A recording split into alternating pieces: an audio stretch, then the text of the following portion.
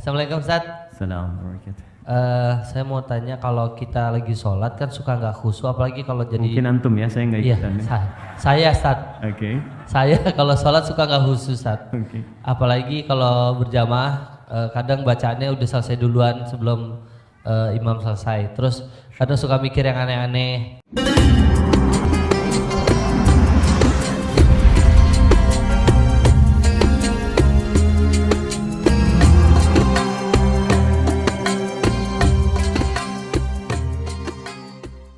Assalamualaikum Ustaz. Assalamualaikum.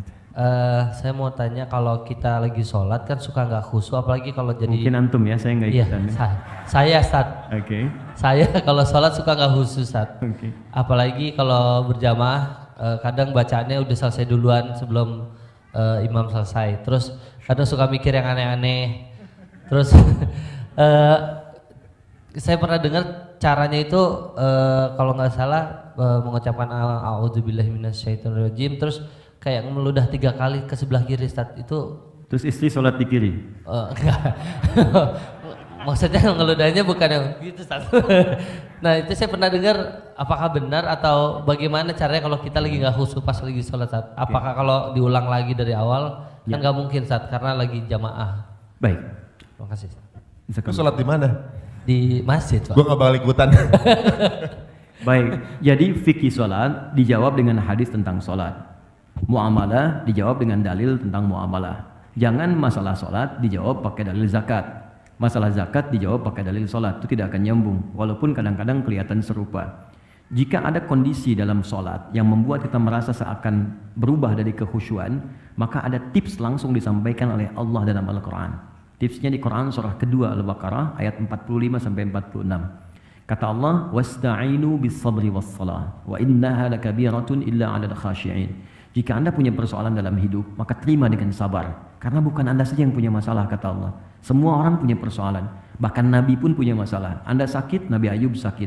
Anda dijahili orang, bahkan Nabi Yunus dilemparkan dari perahunya sampai ditelan ikan paus. Anda dilempari orang dengan kata-kata dicela, dihina, Nabi Muhammad dilempar pakai batu. Jadi kalau Nabi aja sabar, Anda yang bukan Nabi kenapa nggak sabar, kata Allah. Maka terima dengan sabar. Lalu minta solusi lewat sholat. Jangan didiamkan persoalan, curhatkan, keluarkan. Didiamkan malah menambah penyakit. Curhat terbaik itu dengan Allah, minta solusi. Karena Allah yang paling dipercaya. Manusia bisa mengingkari, Allah tidak. Maka ayo bicara, kata Allah, bicara padaku, punya masalah apa? Maka diminta kita untuk menyampaikan apa yang kita ingin keluhkan. Maka kita sholat, tapi ingat kata Allah, wa innaha lakabiratun, sungguh sholat itu tidak mudah dikerjakan. Bayangkan ya teman-teman, di situ ada sabar, ada sholat. Sabar saja itu tidak mudah. Tapi ketika sabar disandingkan dengan sholat, itu sabar itu nomor 2. Sholat paling tinggi, dan sholat itu nggak mudah dilakukan kata Allah. Illa 'alal khashi'in, kecuali bagi orang khusyuk. Nah sekarang kita tanya, bagaimana cara khusyuk ya Allah supaya sholatnya enak? Ayat 46 ya. 1, alladzina yadhunnuna annahum mulaqu rabbihim. Orang sholat kalau ingin khusyuk, maka persiapannya dimulai sejak sebelum dia sholat. Di khusyuk itu ternyata tahap pertamanya bukan saat sholat, tapi sebelum sholat. Apa ciri pertamanya? Pertamanya dia masih ingat, punya kerinduan untuk sholat. Dia ada rasa, ingat tuh, ingat tentang sholat. Misalnya sekarang nih, kayaknya udah dekat duhur tuh. Itu Anda sudah membayangkan begitu aja, udah disebut mendapatkan tahap pertama dari khusyuk. Berbahagialah kalau dalam keseharian kita masih ingat sholat. Artinya tahap pertamanya kita dapat, tinggal step selanjutnya kita ikuti. Yang paling bahaya itu kalau sudah nggak ingat dan nggak peduli dengan sholat. Jadi kalau masih ada gambaran kita masih ingat untuk sholat, bahkan mengingat apa yang belum kita kerjakan, asar jam berapa nanti ya, maghrib jam berapa ya, itu tandanya kehusuannya meningkat. Step keduanya, kata Allah, dia menyiapkan pertemuan denganku. Yadhunnuna annahum mulaqu rabbihim. Dia menduga dengan kuat, bersiap akan berjumpa denganku. Oke, Mas Harun misalnya, saya ingin tanyakan begini. Saya panggil Harun boleh ya? Oke. Temannya temannya Musa. Jadi Maryam, namanya Maryam, tapi disebut ukhta Harun, saudaranya Harun, di dalam Al-Quran. Kenapa? Karena Harun itu partner pada kebaikan. Partner pada kebaikan. Musa itu orang baik, maka Harun disebut partner orang baik. Jadi di dalam bahasa Arab itu, kalau Anda ingin menyebut orang yang ingin dekat dengan orang baik, disebut Harun namanya. Ya, nggak pakai oh Harun, tidak, Harun. Ya, Harun. Jadi kalau ada orang Arab bilang gini, Harun, misalnya kan, atau ya ukhta Harun, itu artinya, kamu tuh kayaknya baik deh gitu, kamu orang baik. Maka ketika saya panggil Mas Harun ya, maksud saya mudah-mudahan Anda jadi orang baik gitu kan. Nggak cukup dengan amin, cari dulu orang baik. Oke, jadi gini, saya ingin kembalikan, Anda misalnya ingin menghadap kepada pimpinan, oke, diundang oleh Pak Gubernur, Pak Anies mengundang Anda misalnya ke balai kota, pakai pakaian begini atau ganti? Gini aja, karena Anda melihat itu baik. Kalau Anda merubahnya dengan kaos, itu mustahil. Anda akan cari yang paling baik yang bisa Anda katakan ini layak untuk dipakai. Anda menghadap orang saja, Anda diundang dalam resepsi, Anda cari yang paling bagus. Sekarang Allah mengundang Anda 5 kali dalam sehari dan memberikan bahkan apa yang tidak Anda mintakan. Saya mohon maaf ya, mohon maaf. Orang yang mengundang Anda belum tentu menyelesaikan masalah Anda. Ini Allah sebelum mengundang kita udah menanya, meminta pada kita, kamu punya masalah apa? Ayo mintakan padaku. Engkau butuh, aku berikan. Kau sakit, aku sembuhkan. Kau ingin rezeki, aku penuhi. Anda bayangkan, dan tidak ada yang mengundang itu 5 kali dalam sehari. Allah undang kita. Makanya Allah balik nanya, kamu diundang manusia, penampilan kamu begitu bagus, kenapa diundang saya pakaian begini? Makanya turunlah Quran surah ke-7 ayat 31. Kata Allah, lihat kalimatnya, ya bani Adam, khudhu zinatakum 'inda kulli masjid. Hai anak cucu Adam, kalau ada panggilan dari masjid, cepat kenakan pakaian terbaikmu. Jadi ternyata penampilan itu step kedua untuk menghadirkan kekhusyuan. Beda antara Anda sholat pakai kaos misalnya, ya. Apalagi olahraga pakai jersey, sholatnya pakai kaos itu juga, ya. Depan Liverpool, belakangnya MU, ya kan? Ya bingung. Ya, malaikat juga bingung ini sebenarnya mana gitu. Ya. Oke. Jadi Anda olahraga, silakan olahraga. Menghadap kepada Allah, cari pakaian yang paling bagus. Dan bahasa Qurannya zina. Zina itu yang paling indah. Yang kamu rasa itu yang terbaik. Bukan mahal. Yang paling indah, yang kamu rasa itu yang paling bagus. Yang paling baik. Kenakan itu. Dan rasanya akan lain.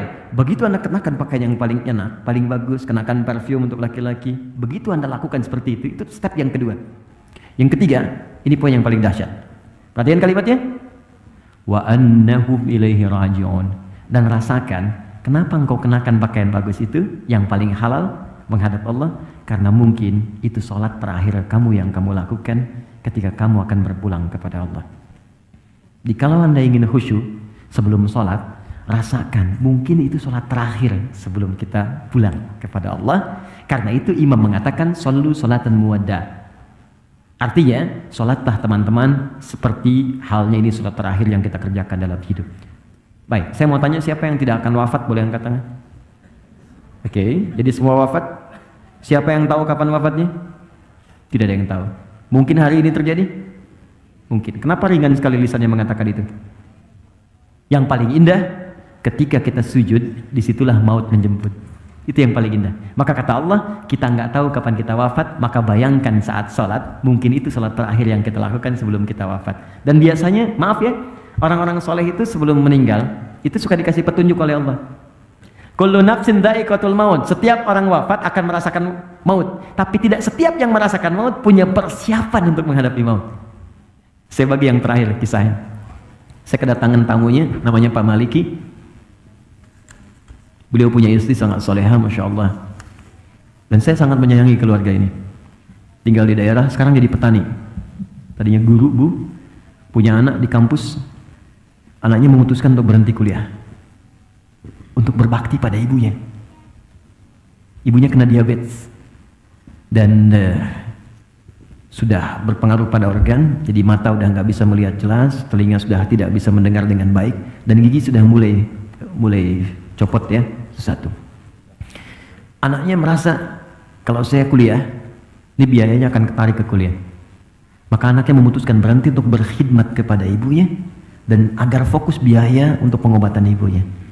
Dan hanya berpikir, ini ibu sudah melahirkan saya, mengandung saya, maka ini saatnya saya berbakti kepada orang tua. Ini keluarga sangat soleh. Tapi Ibu Maliki ini kisah nyata, dan saya pernah bertemu keluarga ini, dan baru beberapa pekan lalu suami ini datang ke Bekasi dan menginap ikut kajian. Dan Masya Allah, ibu ini tidak pernah mendengar kajian sampai ke telinga beliau, kecuali pasti ingin minta diantar oleh suaminya datang. Ini ahli majelis taklim. Walaupun dalam keadaan sulit akan minta digendong. Pak tolong antarkan, Pak tolong antarkan. Antar pakai motor dan sebagainya. Tapi apa yang terjadi? Senin saya ditelepon, saya masih ingat dulu saya pulang dari Tripoli, ditelepon sore-sore. Tiba-tiba sembuh. Sembuh teman-teman. Dia Masya Allah, dan dalam sembuhnya beliau datang ke kamarnya, ini kisah nyata. Dia beliau dibuka lemarinya, terus cari pakaian paling bagus. Dipakai oleh beliau, dandan gitu.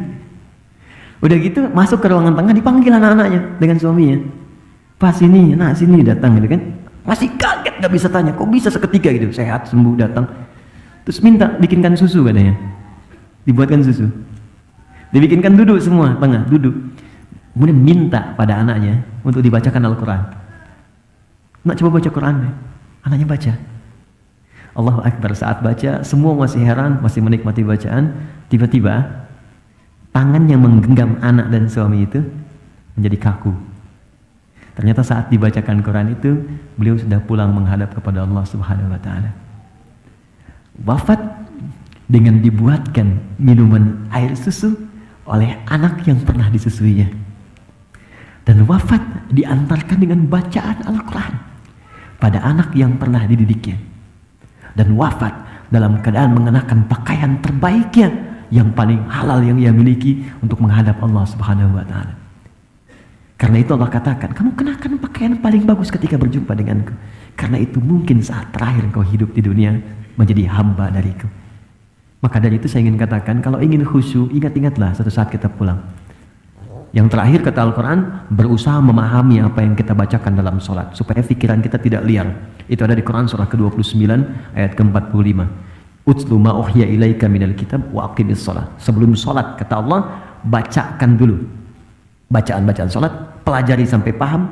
Setelah paham, kerjakan. Mulut berbicara Allahu Akbar, pikiran menerjemahkan Allah Maha Besar, hati meresapi Allah, aku berikrar engkau yang Maha Besar. Kenapa aku merasa sombong pada orang lain? Aku merasa tinggi dibanding orang lain. Aku merasa hebat dibanding yang lain. Maka Anda rendahkan diri Anda di situ. Kalau pikiran kita otomatis menerjemahkan, maka dia tidak akan liar. Tidak akan terjadi lisan Allahu Akbar, pikiran mencari kunci, pikiran membalas WA dan sebagainya. Mustahil. Karena semua terfokus untuk menghadirkan keagungan Allah Subhanahu wa Ta'ala.